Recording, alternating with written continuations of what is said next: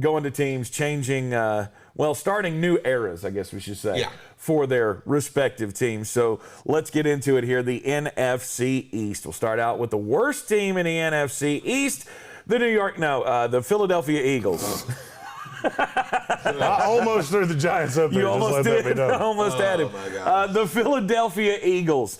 They didn't have a great year last year. Didn't have a great draft either. Didn't have the greatest of drafts, but I mean, they traded up 2 spots in the first round to get Devontae Smith. That's not a move that I absolutely hated. They felt that they needed to get above 11 to get a wide receiver. So they went out and got the one they wanted. I hate that you gave up. Trading up is either for quarterbacks or good teams. Neither of those applied to this pick for the Eagles. And I don't hate Devontae Smith. I actually like the pick. I just don't like that you had to trade up to do it. Right. I mean, here's my thought. All right, so you're sitting at 12. Devontae Smith's on the board. Micah Parsons is on the board. Greg Newsome is on the board. And, Elijah Moore, who I really liked, is on the board. You're getting one of those guys. Come the hell or high water, you're getting one of those guys. And so you gave up a pick on a team that was just demolished by the dead cap on Carson Wentz, all of the bad contracts. I mean, this is when you kick the can down the road to now. And so you wound up with all of these problems, and you traded up. And I get it. You went and got your guy. More power to you. Cool, you got a quarterback that can't get in the ball. So in a year, when you draft a quarterback that can get in the ball, you got a weapon for him. That's not what I actually dinged them on it. I mean, a little bit. That's not really earned the C+ grade for the Eagles. Okay, their riskiest pick, you say, is the defensive tackle Milton Williams out of Louisiana Tech in the third round. Has nothing to do with the player. Has not one damn thing to do with the player. Okay. Did you see the response of Tom Donahue when they made the pick? Yes. I did. Tells you everything you need to know about the Philadelphia Eagles. That one Twitter screen grab tells you everything you need to know about the Eagles. Because you've got your director of college scouting, or whatever the hell his title is, senior scout or something. Right. That went, fuck this. And he basically, on camera, looked at Howie Roseman and went, get the fuck out of my face. That's a really bad sign. Yeah. Did you notice that the good teams didn't have that happening? Right. Frankly, I didn't see it happen with another team. I'm sure it happened behind closed doors. But when you're pissed off enough at the GM that you can't even hide it, knowing full well there's a camera on you, it's a bad sign. And I just look at everything with Philadelphia, and this all goes back to Howie Roseman outsmarting himself with the Jalen Hurts thing. And now I think the whole front office looks at this team and goes, we won a Super Bowl a few years ago. And in just a few years, you have demolished this team because they're not good. I think any Philadelphia Eagles fan will admit to you, this is the worst team in this division. If you're rational, of which there seems to be less of that than I thought there was. But especially in the Eagles fan base. The Eagles are not one that's come after me yet. They will. I would say today. That will probably happen. Absolutely. Sure. In the second round, they took Landon Dickerson, 37 overall. I thought that was a really good pick. I don't, because you've got Jason Kelce. Yes, he's 100 years old. I get that. Landon Dickerson is not the no doubt home run pick that everybody seemed to make him. You got to understand. I'm a Florida State fan. I watched this dude for a minute. He was a liability at Florida State. Then he got to Alabama, and he was 2 and 3 years older than everybody was playing against, and all of a sudden he's a man possessed. I liked the kid. Don't act like this is a no doubt home run 15-year starter in the league. Between injury history and the fact that his best tape was when he was markedly older than everybody on the field, that's unsettling. I had him and Creed Humphrey right side by side. Creed Humphrey went in the third round. You took this guy in the beginning of the second. Yeah, and you're going to play him at guard to start off with because you've got Kelce, and that's fine. And I'm not, and I got dinged on this yesterday that I'm talking out of both sides of my mouth. No, I'm not, because there's good and bad to a lot of picks. Right. I'm not saying I don't like Landon Dickerson. I'm saying I don't like him where you took him. Yeah, and it's funny you say that Kelce's, 150 years old. Landon Dickerson's 125 years old, coming out of college. Going to be collecting Social Security pretty soon here. But I just felt like that pick was okay. I think the only pick that I really – and Devontae Smith, I think he's going to be really good in this league. I do too. I do too. It was kind of a weird of the trading back and then trading back up. It just seemed a little weird. But the only pick that really jumps out of the screen for me is going to be Kenneth Gainwell, and that was number 150 overall. I think he actually will help this team more this year in the next couple of years than maybe every other draft pick they have. Well, Zach McPherson, I don't understand why you waited so long to take a corner. Their secondary is awful. I mean, awful. You looked at Jalen Mills and were sad he was leaving. And you may not have, but the Eagles did because they made a run at him. Whether you want to admit that or not, or whether you like it or not, it's the case. And looking at Jalen Mills walk out the door and being sad about it is like the girl that wouldn't stop cheating on you, you being sad when she left you for your frat brother. Like, oh, no, please don't go. And Philadelphia was legitimately, oh, shit. He was better than what we have. Yeah. That's the part I don't understand. Philadelphia just doesn't seem to have a path to me. That's the reason that I'm dinging you so much. Devontae Smith is a win-now player. That's a guy that makes me think you believe you can win now. And then I look at your secondary and go, that's not a win-now secondary. Yeah. It's not. You're going to get torched in a division that the Giants added 2 more pieces. The Cowboys are a high-octane offense, and guess what? Washington, they can score points now. Yeah. And your biggest liability is your secondary. How do you think that's going to work out? Kenny Gainwell in the 5th round, I thought was a good value pick for them. I think he'll come in and be fine running with Miles Sanders. It'll be, give them the ability to run the ball. If you're not convinced that Jalen Hurts is the future of this team, you got to kind of treat him like Cleveland and Kevin Stefanski are treating Baker Mayfield. Take the ball out of his hands as much as possible. So Kenneth Gainwell, I think, can serve that purpose for them if that's the path they want to go down. Now, he was the best blocking back in this draft. And I could see him filling the 3rd down role really well. Yeah. I love that we're 7 minutes into this and they're already losing it in the comments about how hot Zach Wilson's mom is. The best value pick for the Philadelphia Eagles was their last one. Would have been Zach Wilson's mom. Oh, Patrick Johnson, the edge rusher out of Tulane. I like Patrick Johnson. But I feel like this is a guy that you had way higher on your board than in the 7th round.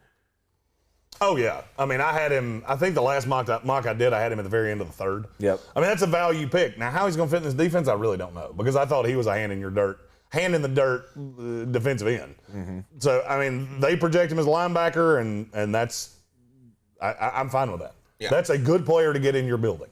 Now, he's a little raw, going to take some time, but I do like the pick. Just so I don't have to say all bad things about the Eagles. Oh, God. Well, the Philadelphia Eagles have a collection of talent here. I like Taron Jackson, too, by the way. Okay.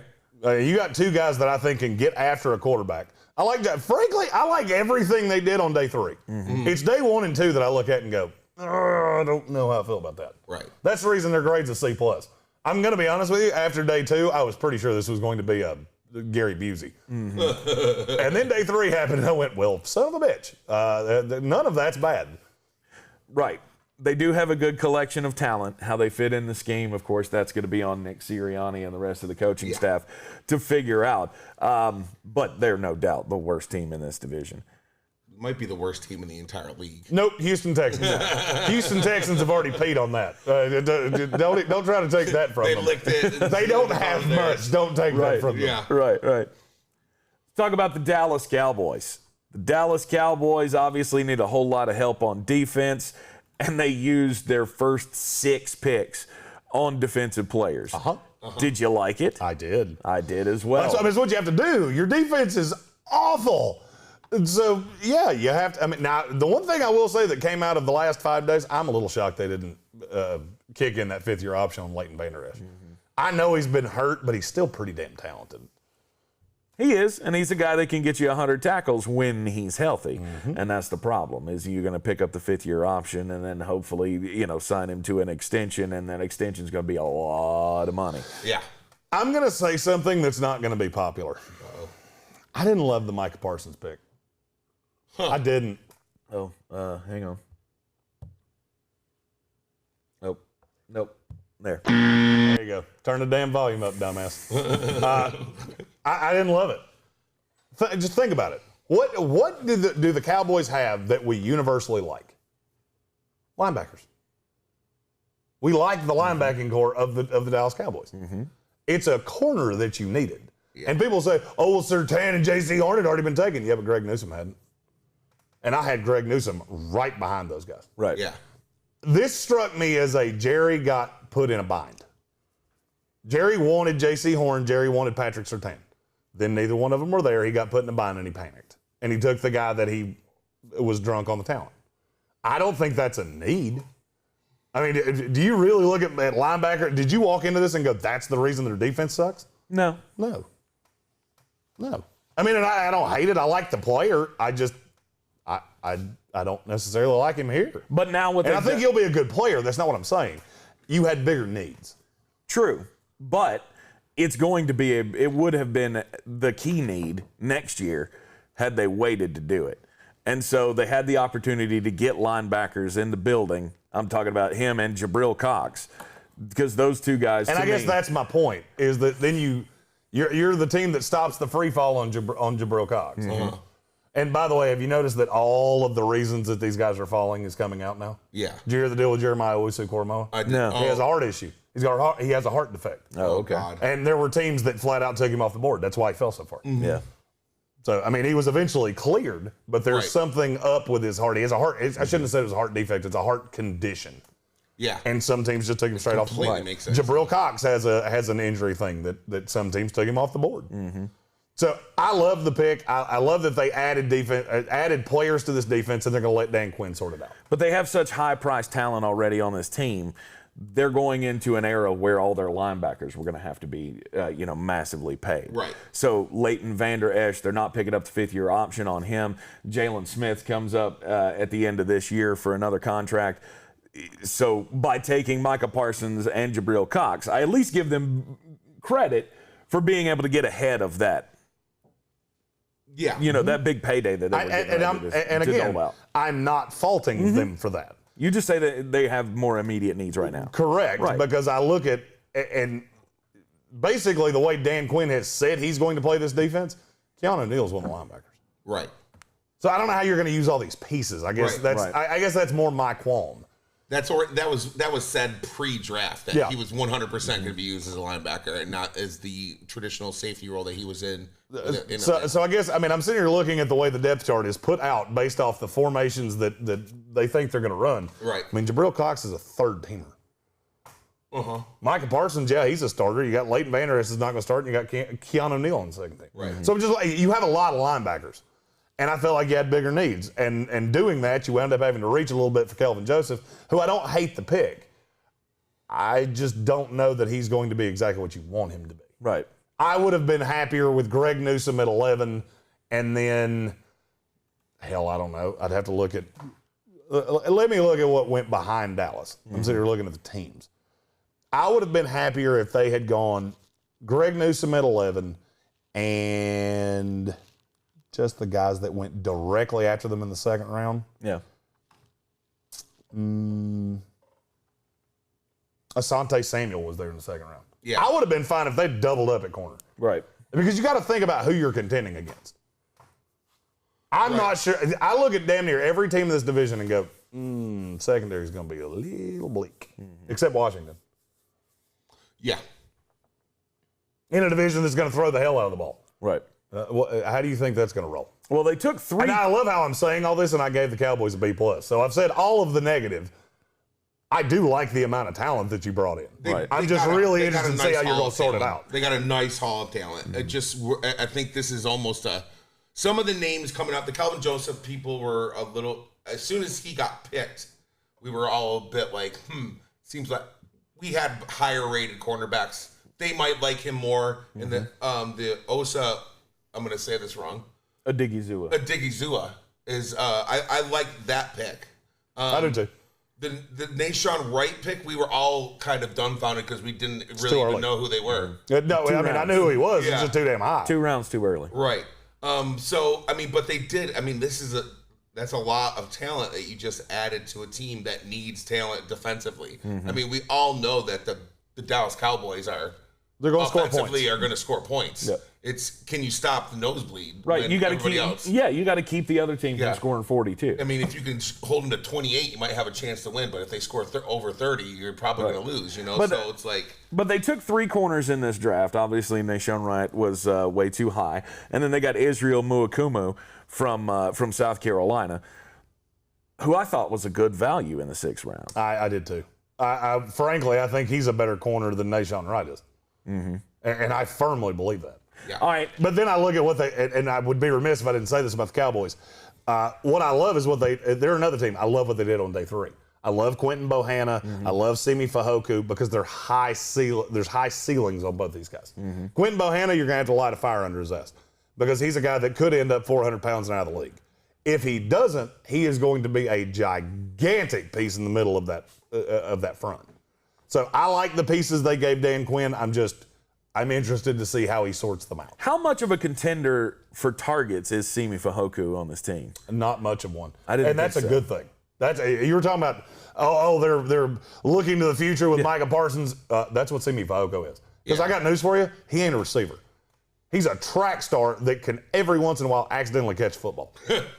But now the raw on him is dumb. Yeah. I mean, that's a guy that's the Jay Billis friend for Sheila line. He's a year away from being a year away. Yeah. That's Simi Fehoko. And I love him going to Dallas. I love that he's not going to be asked to do shit. He's going to be a height, weight, speed mismatch disadvantage as the fourth receiver on this team. I'm fine with that. I love that pick. I think the Dallas Cowboys are going to finally pay off on some of that hype surrounding them last year. Well, they better. I mean, they better because if they don't make the playoffs after giving Dak that contract, it's not going to get any better.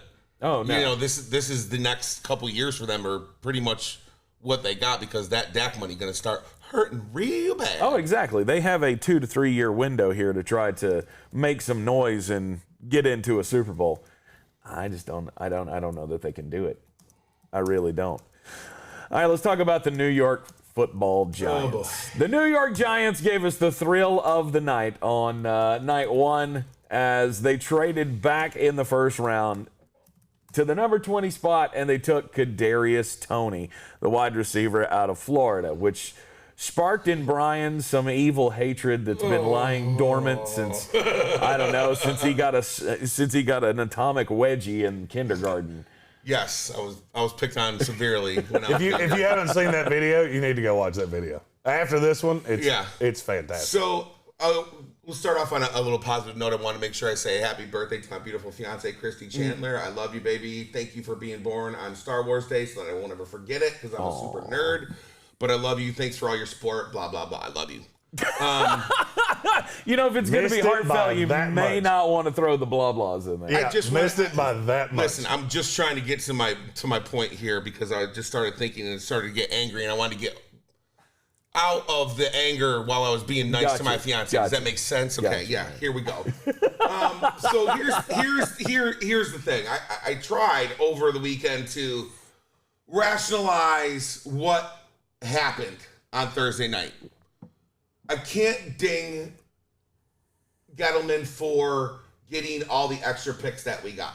I mean, next year we're going to have 2 picks in the first, the second, and the fourth, or the first, the third, and the fourth. I can't remember exactly which. I think it's the first, the third, and the fourth. Mm-hmm. So, but that's next year, and we didn't draft a single offensive lineman. Nope. Not one. Nope. Not one single offensive lineman. Nope. I just here we don't know what we're doing. I mean, the reports out of New York are basically like they don't have any idea. Right now, they currently have on their depth chart, they have Nate Solder and at left tackle with Thomas being the backup on him. And I'm like, that doesn't make any goddamn sense. Yeah, that's also not from the Giants, by the way. Yeah. Depth charts at this point are sheer speculation. Okay. So take those at your own risk. Whatever. I don't give a shit. First and foremost, oh my God, hold on. I'm trying to get my thoughts together because God Almighty, I'm pissed. Kadarius Toney I don't deny his talent. I'm not saying people were knocking me because I freaked out over the Kadarius Toney pick. I'm not knocking Kadarius Toney the player. I'm knocking the goddamn pick. Let's be clear here. We needed a freaking offensive lineman. Christian Darrisaw was on the board, and you didn't choose him. I'm not going to knock the second round pick. I really love Azeez Ojulari. Hell, you could have picked Azeez Ojulari first, and I might have been okay with that, and then moved on and got something else. But you went pick after pick after pick after pick after pick, and we didn't see one single lineman taken. It just doesn't make any bit of sense. You're going into a year where you're finally giving Daniel Jones a possible opportunity to succeed, and you don't do anything to protect him. Nothing. Absolutely nothing. Who cares if we got Kadarius Toney if we can't get him the goddamn ball? Can I ask you a question? Were you a pro wrestler in a past life? Because you have this voice that's very, I got you for 3 minutes. Yeah. You're going nowhere. Yeah. Macho Man Randy Savage. Oh, yeah, he kind of talk like this all the time. Maybe I got that little bit of that in there because, maybe it's because the cream always rises to the top. Yeah. Oh, yeah. All right, now I have to cut through and tell you why you're slightly misguided on what you Okay, I'm sure you will. I don't like Andrew Thomas as a left tackle. That's the one problem you have. Yeah. Now, there is a guy in Charles Leno that's out there available right now, and there's going to be more of those. I don't think you're playing him at left tackle. Here's how I think this is going to go. You add a guy that plays left tackle, probably a vet guy that comes in after June 1. Andrew Thomas goes to the right. Will Hernandez is slotted in on the left at guard. Zach Fulton, Nick Gates, one of them is going to play center. Or Jonathan Harrison. Don't be shocked if it's Jonathan Harrison. And then Matt Pert slides in at guard. And I don't hate that. And guess what? You added Kyle Rudolph for an absolute reason. Because he's going to play inline tight end a lot. What I don't understand, and you're never going to make me understand, is what you're going to do with all of these weapons. Because here's what I didn't hear a lot of, and it's the number one thing I thought of. You took Kadarius Toney, who plays in the slot. What's Sterling Shepard do? Right. What does John Ross do? Mm-hmm. What does Evan Ingram do? Mm-hmm. They all play the same position. You may call Evan Ingram a tight end. He's not. He's not, because he couldn't block me. That's the part I don't understand. And I like the player. Kadarius Toney's a satellite player that with the ball in his hand is scary. I just don't know how you're going to play all these guys. And I agree completely with what you said. If they had taken Azeez Ojulari at 20 and taken Kadarius Toney in the second round, I'd have had no problems. Mm-hmm. Wound up that way, wound up fine for them. That's why they got a C+ instead of a D+. Because it worked out hunky-dunky. Aaron Robinson also was a guy that we talked a lot about in the run-up to the draft. Cornerback out of UCF, goes to him in the 3rd round. Thought that was a good pick. And again, I liked a lot of these guys in the draft. I don't have any problem with the guys they picked. Like, I'm really happy that we got Rodarius Williams as late as we did. Again, it's a lot of these things what we talk about aren't necessarily, we're not knocking the actual player themselves because these guys are good. It's the part about where they're drafted and where do they fit, and when there's so many other glaring needs, how you could just completely ignore them. Like, why? I just don't understand what the hell the thinking is when you don't draft one single lineman.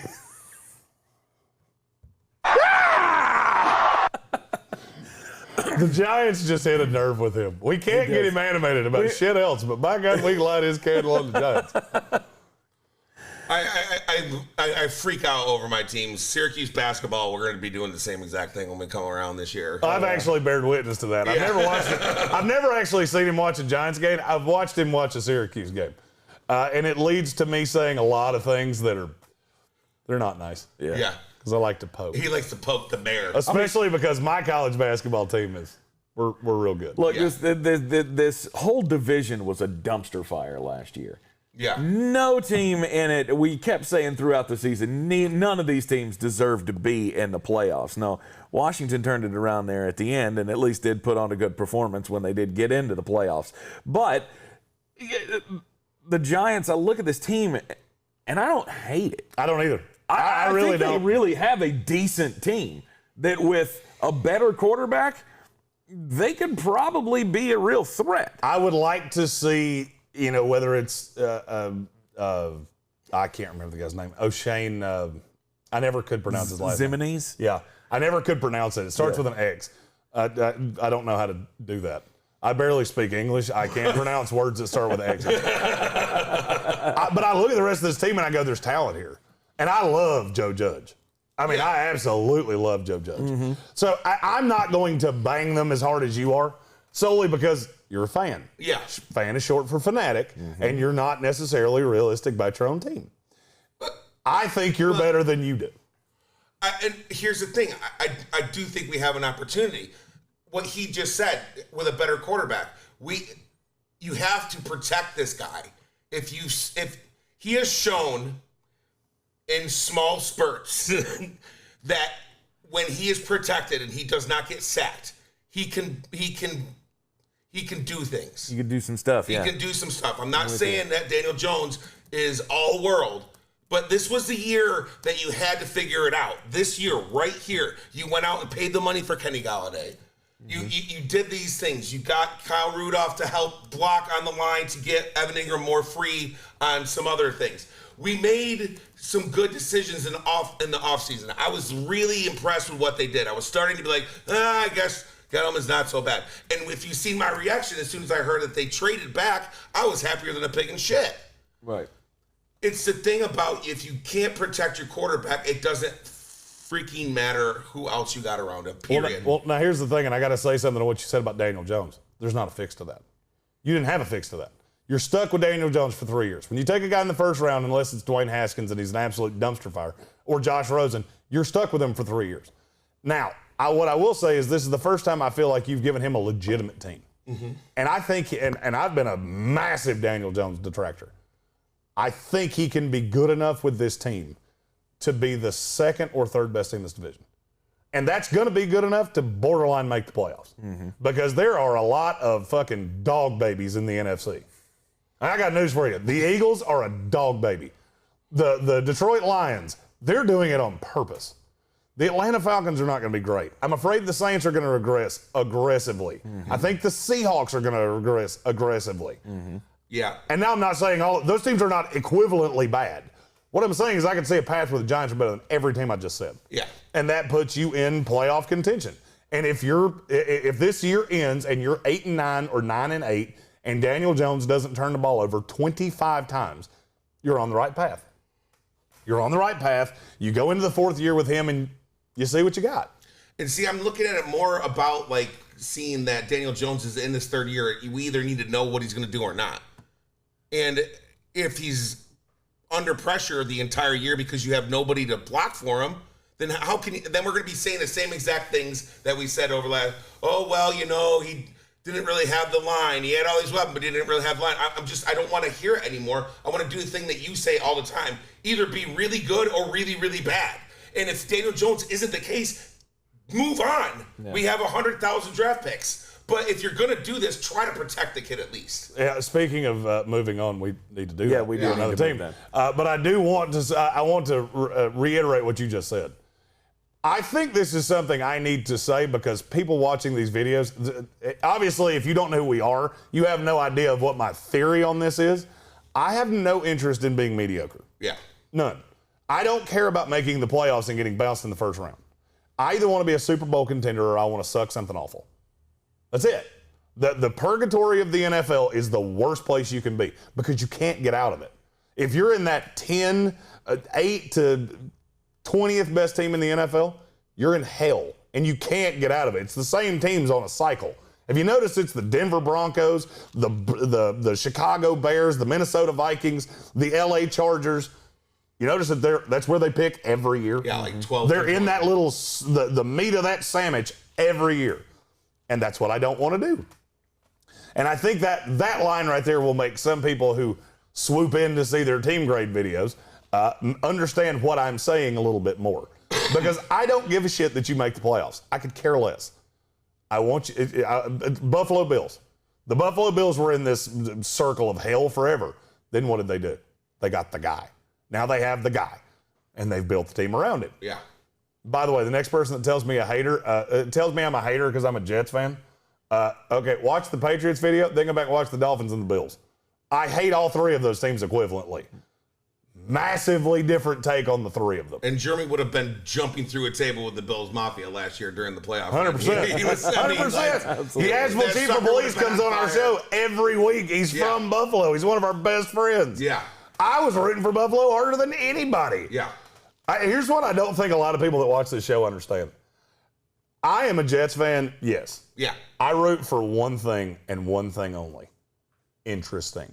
That's all I care about. Because I have to fill 3 hours of content every day. And so does he, and so does he. That's what I care about. Yeah. I want New England to be good. I want Bill Belichick to hang around forever because I can make fun of his stupid hoodies and all the shitty draft picks he keeps making. I want this to happen forever.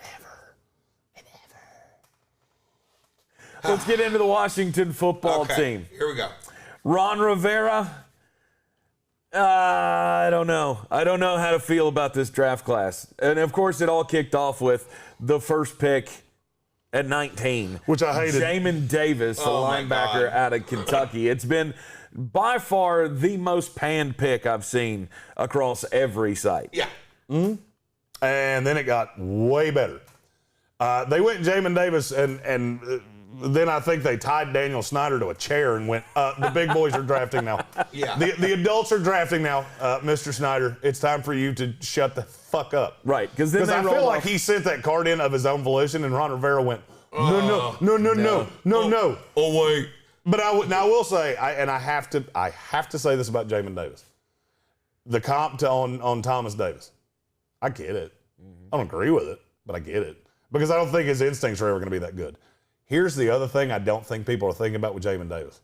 There were not a lot of linebackers in this class. Very few fit what they wanted to do. He doesn't have to be great.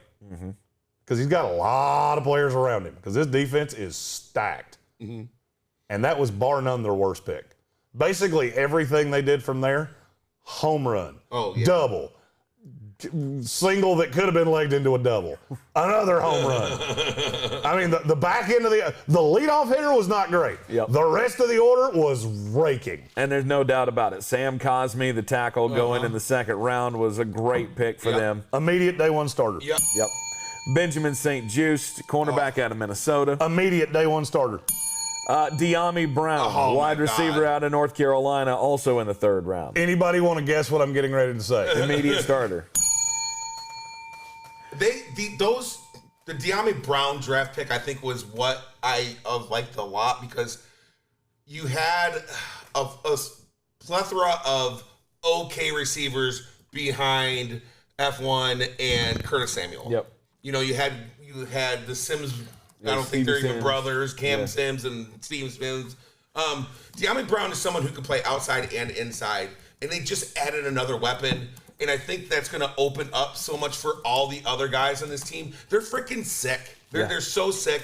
And it was something I was saying I was going to be worried about with Fitzpatrick. Are they going to have enough talent around him for him to actually do what Fitzpatrick does well and not have to force balls in and try to do too much? It's always bad when you force balls in. Yeah. It's never good. This team is freaking unbelievably scary. And they're definitely the best team in this division, and they're one of the best teams in the entire conference. Yeah, the versatility on offense is going to be great. It's just going to be great to see this year with this team. I mean, I look at Benjamin St. Juste as one of my favorite picks of the draft. Yeah. Long corner with great instincts.